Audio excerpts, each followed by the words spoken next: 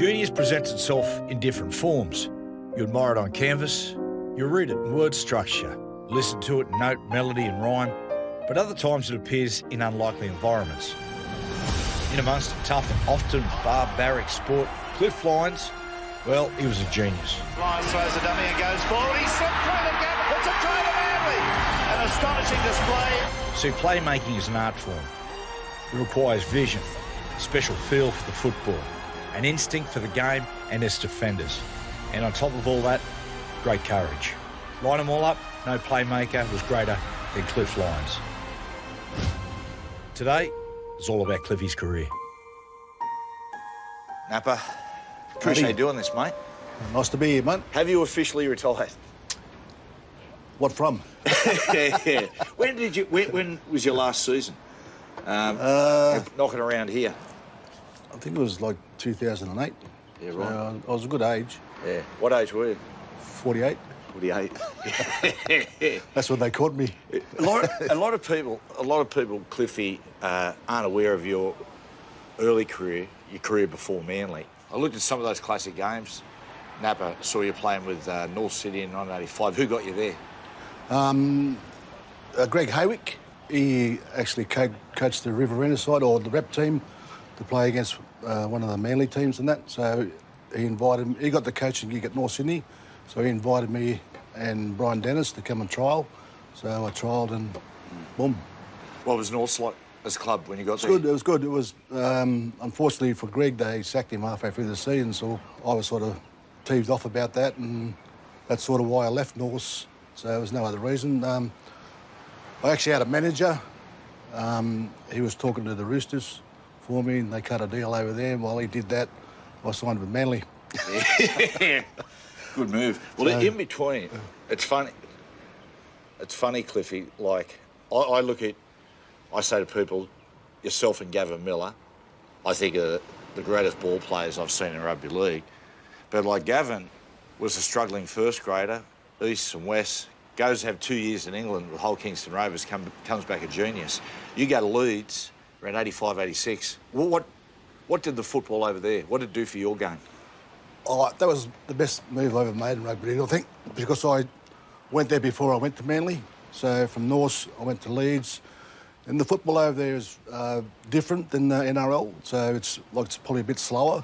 So we had more time to play with the ball and work on my skills in that region, because I'd only played like 2 years at 5'8", or 3 years at 5'8", sorry. And I coming from the forwards. When I under 12s, I was hooker, then I went to lock, and then I went well on the out. So I found my niche, I suppose. But that was I think the best move for me was to learn and from the English people over there. They played a lot slower footy, but it was good footy. So yeah, Skill-based game. Skill-based game. It was it was good. Compare Manly to North, Napper. How big a difference was it as far as the culture and the football training? I think professional-wise, it was a lot higher, and with all the groups that were there, all the grades, they all trained together in that. So they did that at North, but only pre-season. So and after that, they sort of split up. But that was what I liked about it, and obviously the beaches, big incentive. So you'd know about that, wouldn't you? Exactly. Coming from Cessnock, I just sort of gravitated to the coast. Yeah. It's funny talking to a lot of the Manly boys.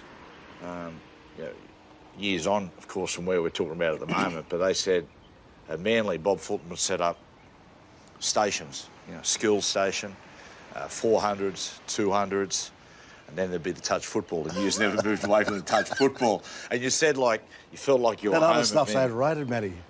I agree. That's like when the pre-season they used to do the sand hills out at Palm Beach. Never done one. So I was actually, because for like 3 or 4 years in a row I went overseas. Because the off-season you go overseas and play footy, and then you come back and you miss all the pre-season. It's a good plan. It's a good plan.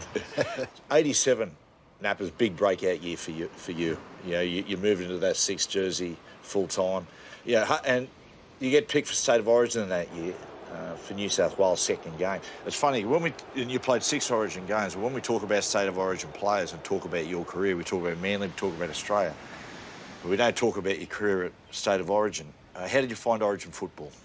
when I first went in, it was I didn't sort of know how to react with the other players because I think back then you didn't want to give away too much information because they might take it back and use it on you. So that's what. The one thing I remember about it was Michael O'Connor. He said, "Napper, don't tell them anything." And that sort of going, what? Are we supposed to be teammates here or something? So I was a bit worried about that. So, and the coaches we had, they didn't really say much. You know, they weren't really into their technical stuff. They were just, get work to here, then do that and do that. It was just sort of hard for me to grasp it, and I love the challenge, but it just I don't know, everybody on that level had their own ideas. You know what I mean? Yeah. If people don't understand, like, even in your first grade football, I found walking into State of Origin camp where you don't really know anyone, that's like walking into first day of school a little bit. It is, yeah. It's like very daunting going, oh, Jesus. Yeah, it is. But you want to be there, but... That's right. And you're sort of scared to be there, We spoke about Bob Fulton before, and I said your career, we talk about Manly, we talk about Australia, and both in those instances you're coached by Bob Fulton. Yeah. What was it about Bob's coaching that brought the best out in you, Cliffy? Oh, I think it's just the way he went about associating with each player. He dealt with sort of each player individually, and there was a team thing when we did videos and that, but he'd just pull you away to the side and he'd tell me who to target and that and where to get the ball to and take it away, then bring it back and target this guy, target that one. Because he'll show us on the videos. The videos are all awesome. You can see this is what they do. And so, but in between that, if there was an opportunity, then she'd take it. So, Great year 87 for you personally. Yeah, that was awesome. You made the grand final, play an epic semi-final against the Roosters and get through, and you play this. Mate, that was the toughest game, that one. Yeah, tell me that. We were like a sore the following week, and they were playing. And we were there watching them, and we were still hurting from that game, And I just could imagine how they felt, Playing. I heard Fatty say it was his toughest game of his career. Yeah, it was just like it was like this sunny day, 32 degrees at the SCG, nothing better. But it was really hard. It was like 10-6, you can tell by the scoreline. And that's all it was. And it was just so physical. It just drained us and hurt us. Drained them too, because the week after they got beat by a young Raiders side. Raiders side just about ended into the Green Machine dynasty. Yeah, that's right. Were you confident going into that game, Napper? Oh, always confident, and I suppose that's the way you got to be, mate. But we were confident, and everybody did their jobs and that. So it was just it was a great end of the season, fitting for us. You're Clive Churchill medalist, man of the match on the day. Yeah, very chuffed, mate. I thought Kevin Ward might have grabbed it off me, so he had a great game. So let's talk about Kevin Ward. So Kevin Ward comes back from St Helens, basically jumps off the plane and goes and plays the game in that hottest grand final ever played. It's just unbelievable. Just coming from minus to 32 plus, and he just took that ball up every day. And he was just thinking about Kevin. Nobody could understand him because he's that Yorkshire accent. So we had Snoz. Snoz used to be the translator. Oh, you lads! And Snoz says, "Oh, Kevin wants to go to the toilet. He'll be back in a minute." Because he played with him as Saints, huh? Yeah, gotcha. Now, you go back to England again with Leeds, as you said, you don't like doing pre-seasons. Interesting thing happened over there. John Quayle gets in touch with Gavin Miller and says, get Andrew Eddinghausen, you've got to go shoot a rugby league promo in London. Andrew, ET can't make it because he's got to play a game and he gets you instead. And it turns out the promo you're going to is to shoot the first Tina Turner commercial. Were you aware of anything, Napper, when you went there? Not that, but I did get the phone call about going, and I said, yes. But when I met her, I was stage struck, mate. I was just like, I didn't know what to say. What do you say to her? How do you talk to her? It was incredible. Very nice? Yes, very lovely lady. Just quietly spoken, just like... Did you know you were going to meet her when you and Gavin went there? Yeah, we knew. But it didn't sort of hit until I... Yeah. I interviewed John Quayle. He told me that he thought E.T. was coming, Napper. No offence. He told Tina Turner, wait till you see one of these blokes. One of them looks like a young Robert Redford. When you and Gavin walked in, she said, remind me, which one's Redford? OK, what we're about to talk about now, I've got to tread carefully because last time we spoke about this, and it really surprised me, Napper, at a function, you got really emotional. Well, it was. I know what you're going to say, so say it. Yeah. 1990 Kangaroo Tour. Yeah. You go away, of course. Australia get beat in Game 1 at Wembley. Game 2 will go down as one of the greatest games in the history of rugby league. I think it's the greatest game in the history of the game. When did Bob Fulton tell you that you were going to play in that match? Well, actually, they don't. I'm saying that they don't. He doesn't pull you aside and say, "Hey, Cliff, you're in the side this week." So, but they get you in the big room, get every player in the room, and they just read the player list out 1 to 13 or 1 to 15, and they come down to number 6, and my name gets called out, and I went, "Okay," just act real calm, collective. Thank everybody, and go to my room and jump on my bed and do about 3 back-footed somersaults, and then jump on the phone and tell my wife and my mother, and I told my mum, and the NRL decided to fly my mother over for the game, and my wife couldn't come because she was having our second baby, our second child, so he was actually born on the day we won the test, on the 3rd test. So life doesn't get any better than that. Doesn't get any better than that. That game too, Cliffy, you got to win to keep the series alive. Yeah. You turn up at Old Trafford, Manchester. What was the atmosphere like that day? Oh, it was thrilling, mate. The hairs on the back of my neck were just, as soon as you ran out that ground, the intensity was unbelievable. It was just, yeah, we didn't want to be the first ones to lose the Ashes, that's for sure. So, we put a lot into that game, and yeah, it went accordingly, I suppose. Fantastic Great Britain side. Oh, it was. Incredible Australian side. Not just the greatest test match of all time, but probably the greatest test match try you guys score. Actually, you scored personally. What do you remember about that try, now? I was happy to be a part of it. I know I was in it. I touched it 3 or 4 times. 40 metres away from Great Britain's line. Roach comes straight down the centre. Back to Elias. Stewart, quick hands to Lyons. Lyons at crossfield. Oh, what a good fend that was. As Lyons gets it away to Mackay. Mackay finds a bit of space for Shearer. Shearer back at crossfield. Out the back, and it's picked up by Lyons again. Lyons on his own. Now Belcher. Belcher, good run. Elias. Frenetic stuff from Australia. Stewart throws the dummy. Meninga. Oh, it comes down to Eddinghausen. Eddinghausen with pace. Eddinghausen kicks in field. And Stewart hits it away. Lyons. And Lyons has scored. What a try. That is the greatest test try of all time. It has been scored at Old Trafford. It was just, yeah, it was funny. It was just, you got to play what's in front of you, and I took it across to the left and palmed somebody off and give it back to Rowdy, and Rowdy gave it to someone else, Badge, I think, or I don't know, went through like 16, 17 sets of hands, and I just, when he got the ball, I knew he was going to kick it inside because he looked over and I said, yeah, buddy, I'm here. And I got the perfect bounce, and it was just incredible just to be there, and, being my first test and that, it was just, it was unreal. It was just, yeah. Then Ricky goes across the field, little show, fires a pass, and Paul Lachlan picks off the intercept with not that long to go. When you're standing beyond the post, you think, well, that's the series done?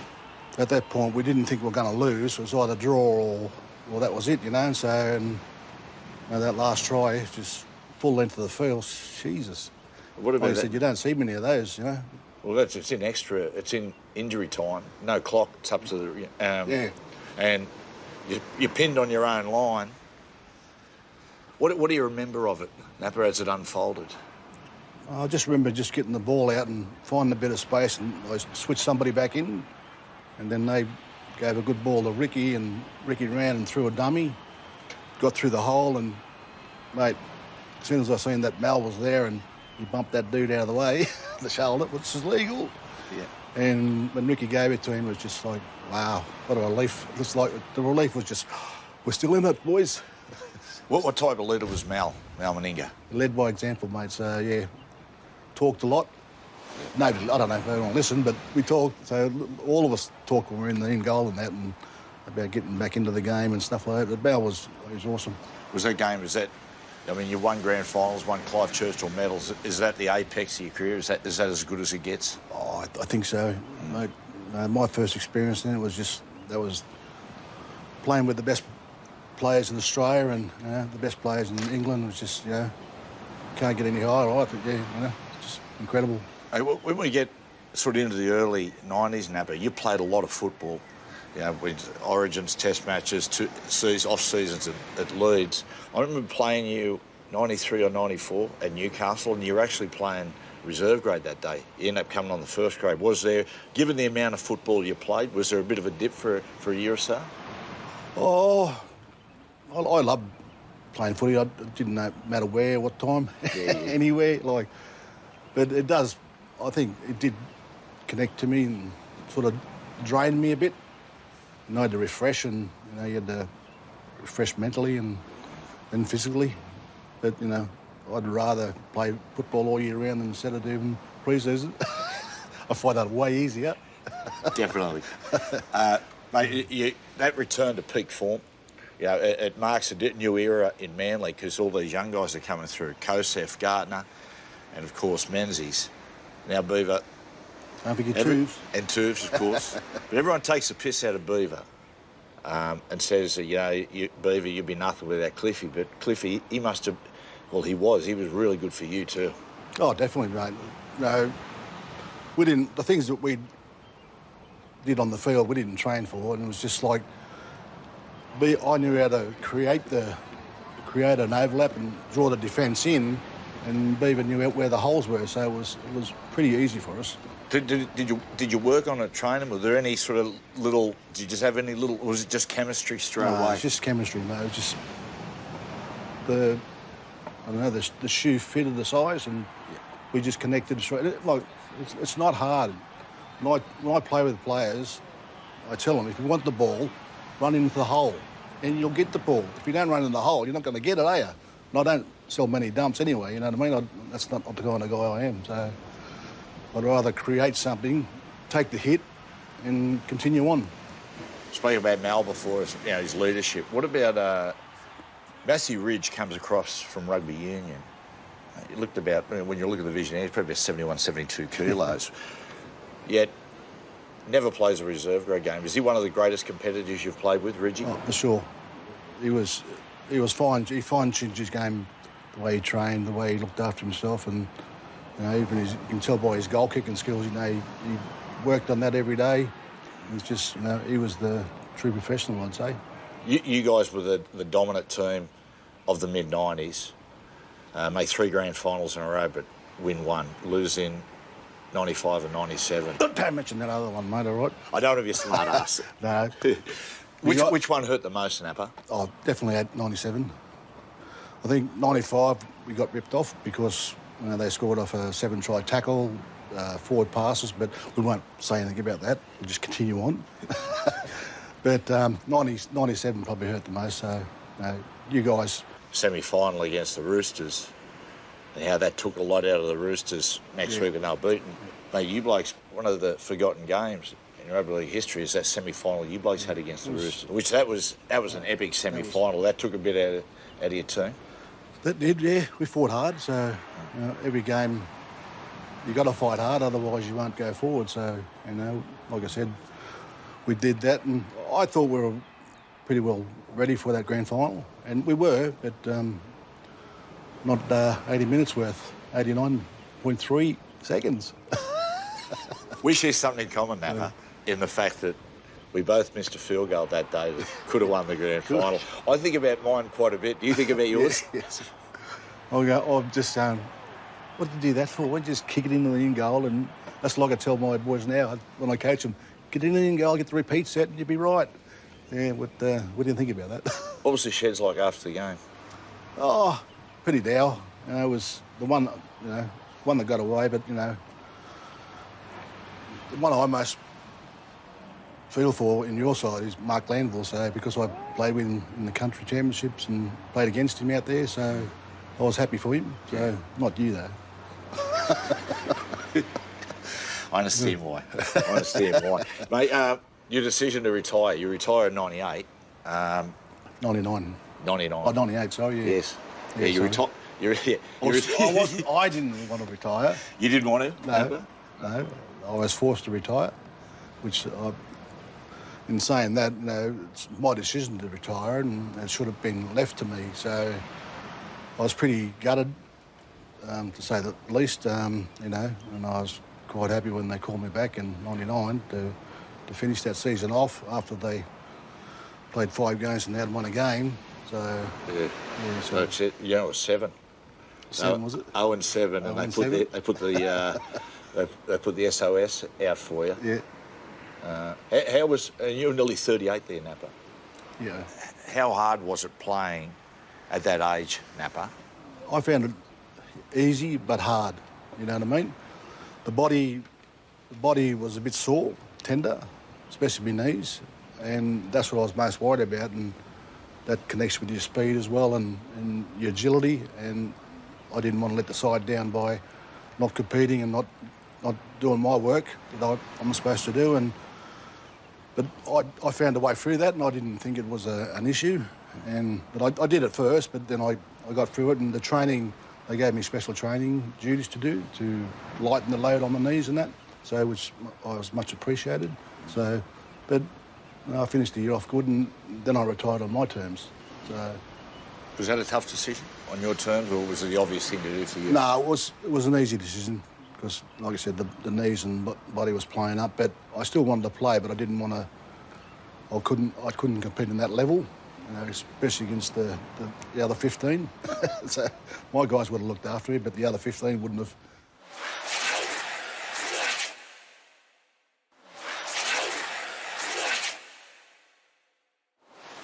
Mate, there's all stuff, you know, in rugby league. It's hard to work out, you know, the bullshit from the Shiola, sort of sort through it. But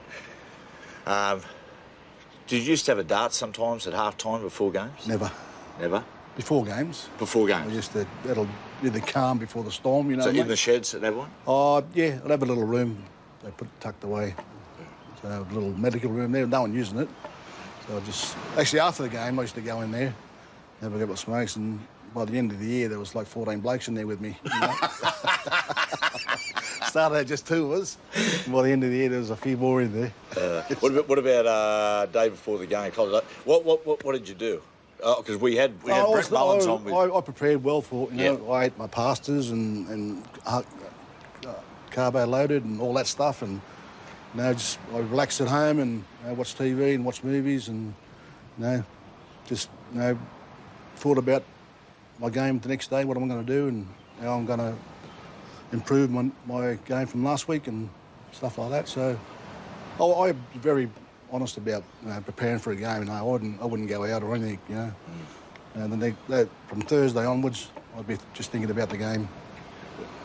2 blokes when I played against it always looked to me like nothing upset them or ruffled them, like didn't look nervous at all, were you and Alfie Langer. I was shocked to find out that Alfie would be violently sick before games. Did you? Yeah. Were you as cool and calm as you appeared? Oh, yeah, pretty much. I go in the dressing room and watch the Spud in that warm-up and do the slaps and looking in the mirror and putting water over you. What the hell's that? And I go, other blokes have a different way. Other blokes have their head down and they're doing these ones, and you know, okay, I'll just go and find my little place over there, just, you know. Cliffy, where's the nickname Napper come from? The great man himself, Bob Fulton, my tackle technique sort of went out a bit of shape, so he said to me, Cliffy, when you're tackling, get your napper out of the way, which is the noggin, the napper. So him and I knew that, and a few of the players.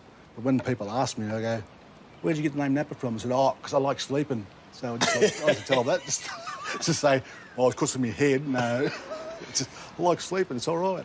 Yeah, that's good. Mate, we're at these days, Napper, you do a lot of work with Indigenous youth? Yes. Yeah, we've got a Bennelong Energy Service company, so we do a lot of work in security and electrical and fire and hot and cold water and that, and we get Indigenous apprentices on board to help the kids on their journeys and that. Napper, love today. I really appreciate it. Give you an option. We can go and have a beer or we go practice our field goals. Oh, a beer.